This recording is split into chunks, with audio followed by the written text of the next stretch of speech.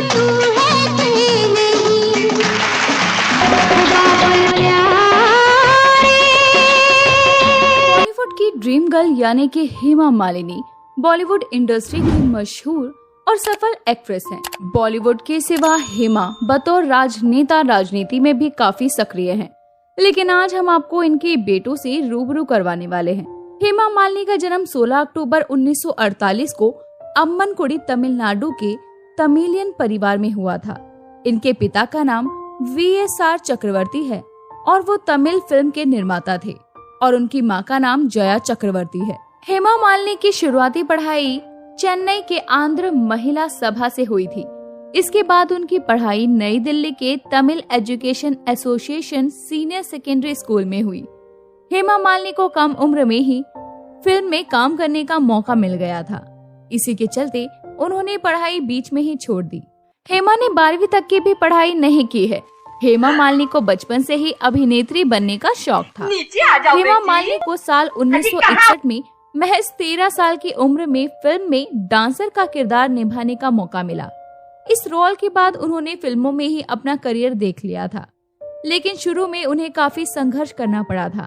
अपने डेब्यू से पहले साल 1964 में हेमा मालिनी को एक तमिल फिल्म डायरेक्टर ने ये कहकर रिजेक्ट कर दिया था कि वो काफी पतली हैं। इसके बाद हेमा को साल 1968 में मशहूर अभिनेता राज कपूर के साथ फिल्म सपनों का सौदागर से अभिनय में डेब्यू करने का मौका मिला। ये फिल्म बॉक्स ऑफिस पर असफल रही, लेकिन अभिनेत्री के रूप में हेमा मालिनी को दर्शकों ने खूब पसंद किया।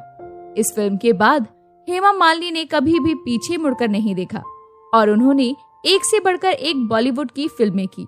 हेमा मालिनी की साल 1970 में आई फिल्म जॉनी मेरा नाम खूब सफलता हासिल कर गई। इसमें हेमा के साथ अभिनेता देवानंद मुख्य भूमिका में थे।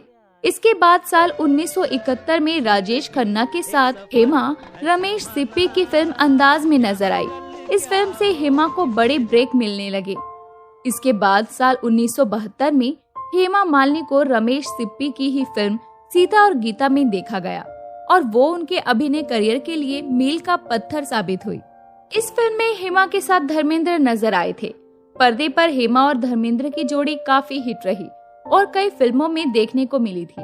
हेमा ने अपने करियर में ड्रीम गर्ल्स, सत्ते पर सत्ता, आसपास, प्रतिज्ञा, रजिया सुल्तान, अली बाबा और 40 चोर, बगावत, आतंक, द बर्निंग ट्रेन, दोस्त, शोले, सन्यासी, धर्मात्मा, खुशबू और प्रतिज्ञा जैसी कई हिट फिल्मों में काम किया।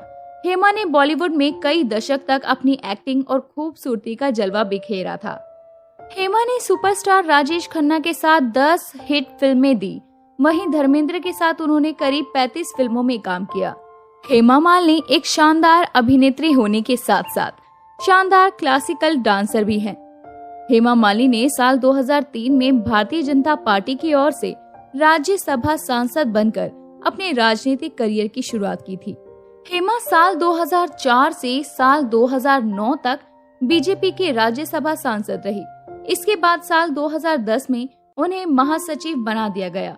हेमा वर्तमान में उत्तर प्रदेश के मथुरा से सांसद हैं।